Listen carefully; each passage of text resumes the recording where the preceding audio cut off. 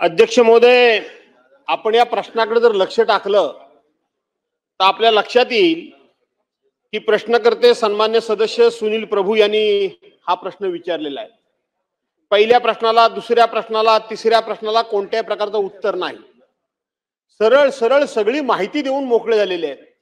मला एक सांगा की या ठिकाणी कोणताही भ्रष्टाचार झाला नाही, मी म्हणतो कोणती अनियमितता झाली नाही, तर मग माननीय उपमुख्यमंत्री महोदयांनी चौकशी करून मी शिक्षा करतो, आम्ही त्याच्यावर कारवाई करतो, याचं उत्तर का दिलं होतं?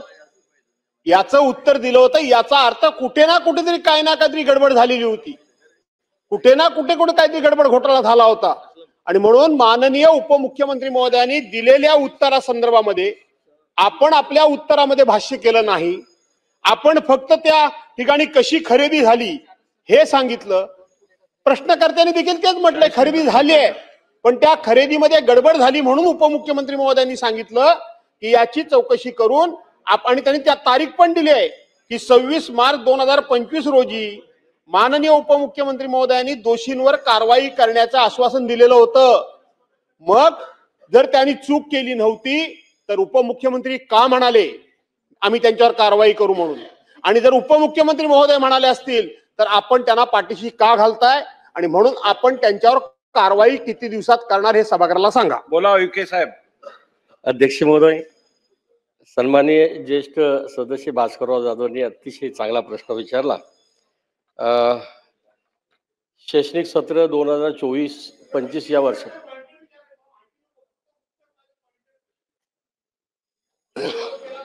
शैक्षणिक सत्र 2024-25 या वर्षामध्ये गणवेश खरेदीबाबत प्रश्न विचारलेला आहे आणि या विषयाच्या अनुषंगाने मागच्या अधिवेशनामध्ये प्रश्न उपस्थित झाला होता।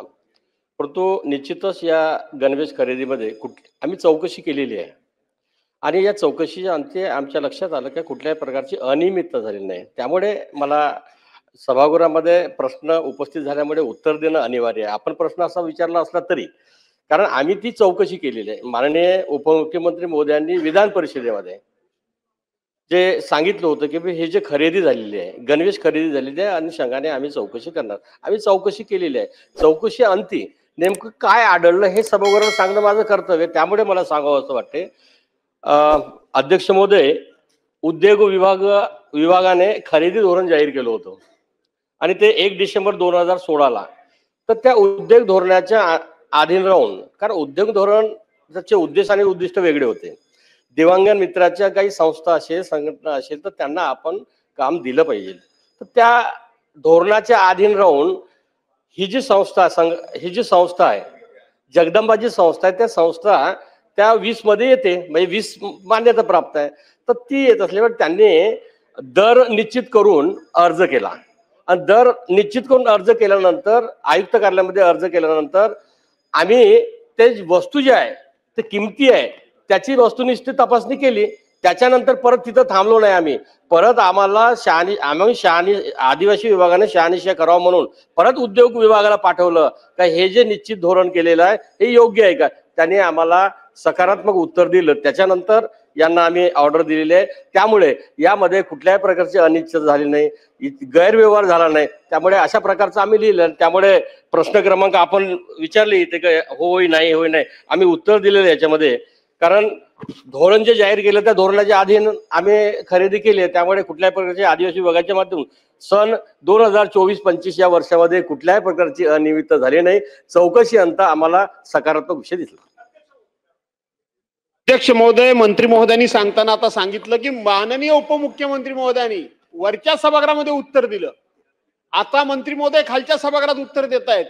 मंत्री महोदय, सरकार एकच आहे, वरच्या सभागृहामध्ये उत्तर देणारे असू दे नाही तर खालच्या सभागृहामध्ये उत्तर देणारा असू दे। सभागृह बदललं म्हणजे सरकारची भूमिका बदलते का? सरकारची निर्णय प्रक्रिया बदलते का? भ्रष्टाचाराची व्याख्या बदलते का?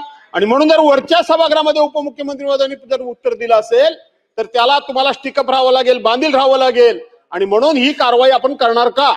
अध्यक्ष महोदय, कारवाई करण्याच्या अनुषंगाने कुठल्याही प्रकारच्या घोषणा झाल्या हा प्रश्न उपस्थित विधान परिषदेमध्ये झाला होता, वरच्या सभागृहामध्ये झाला होता आणि त्यामुळे ती चर्चा आली। चौकशी करा अशा सूचना दिल्या, चौकशी करण्याच्या अधीन राहून आदिवासी विभागाने चौकशी केली आणि आम्हाला सकारात्मक वाटलेलं आहे, कुठल्या प्रकारची अनियमितता झाली नसल्यामुळे खरेदी केलेली आहे.